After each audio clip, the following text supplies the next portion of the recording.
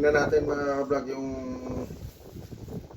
papaya na ito kung may laman na ano, may buto. Kung may buto. Parang bisayang papaya to, maliit.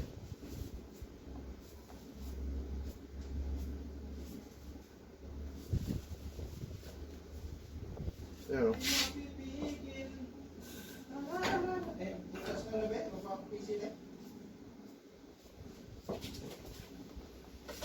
Pieces ha?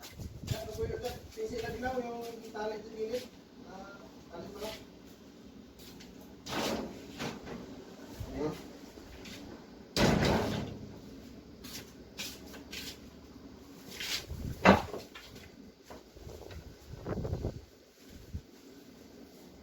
Iulam natin ng papaya kasama yung itlog.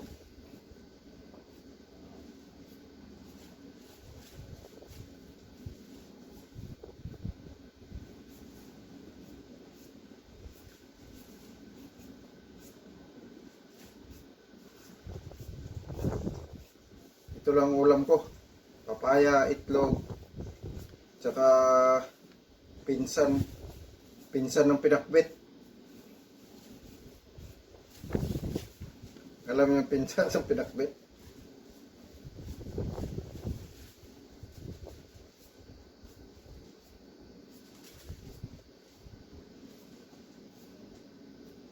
Liit na nabalat ano?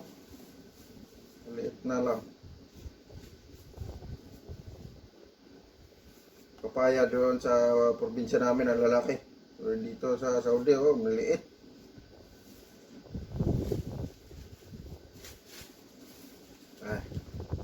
Tingnan natin.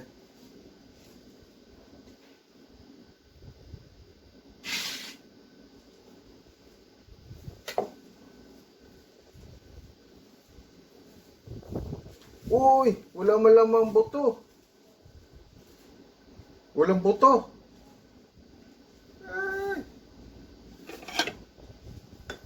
Walang buto ang papaya natin ba mga ka-vlog? Walang buto. Walang buto ang ating papaya. Hindi tayo makakuha ng binhi. Hindi tayo makapalahi ng papaya dito. Walang buto.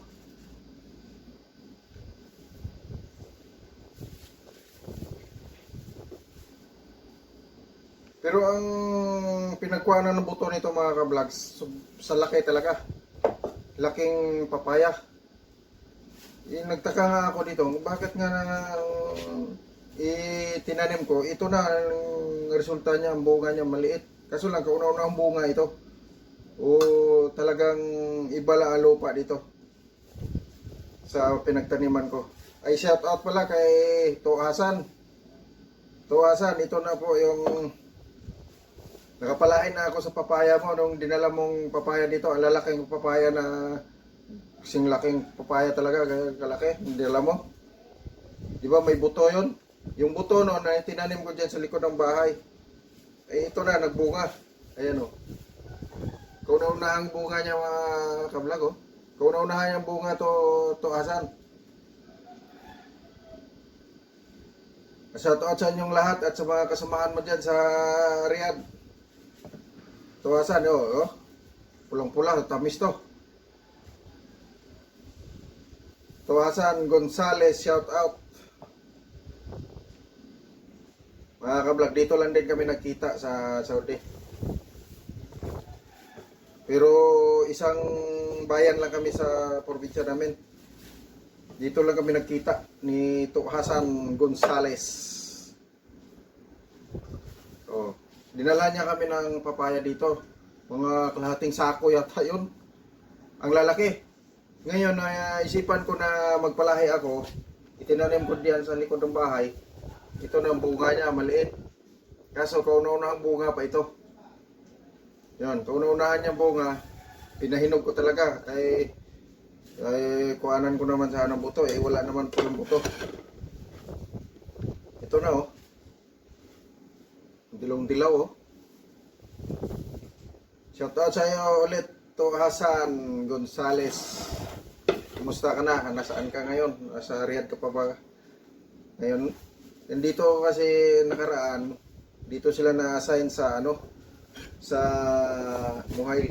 Kaya nga nakapagpunta rito. Pumunta diyan sa kapitbahay din namin doon sa kabila. Eh may kapag sabi na mayroong kababayan dito na Ilonggo, ayun, pinuntahan kami dito. Nung nagkakilala kami, ay, Ilonggo nga, katulad ko Ilonggo. Isang bayan lang din pala kami.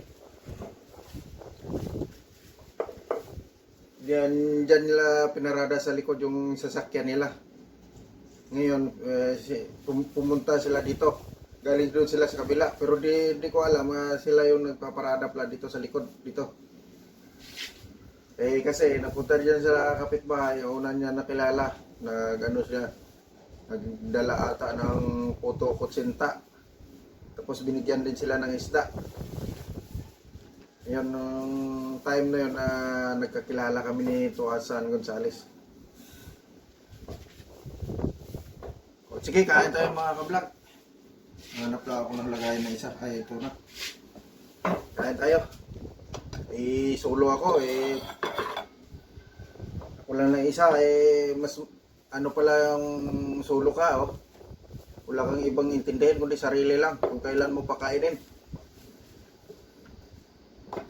Oh. Ito ang sinasabi ko na ulam na pinsan ng pinakbit. Pinsan ng pinakbit to dahil nga kulang ang sahog. Kulang ng okra. Okra lang ang kulang nito. Kaya nanging pinsan na lang sa ano. Sa pinakbit. Pero sarap man din.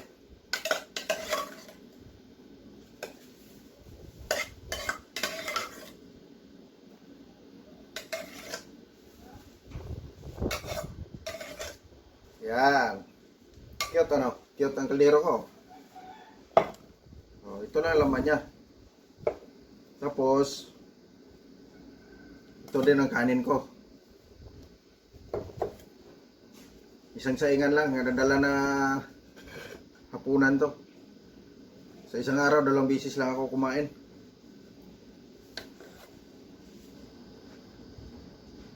Dali, kain tayo.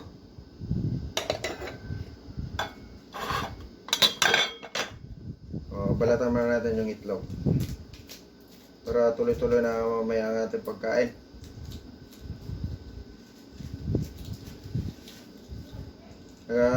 Ano kami ng isda mamaya panggabi yung ano yung isda naming sinigang, yung nadjel na pinutol ng ano, sayang pinutol ng pating. Kwarta na sana yun. Pinutol ng pating, naulam tuloy. Yung nadjel, yung lapo ng pula ba? Yung good na isda. Mahal yan dito sa amin. Siguro nasa mga 500 real na yun nung pinutol ng ano, ng pating, sayang. Tira na sana. Pinutol ay uulamin na lang.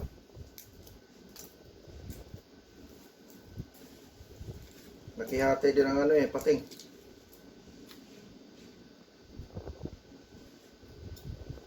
Dali na, kain tayo.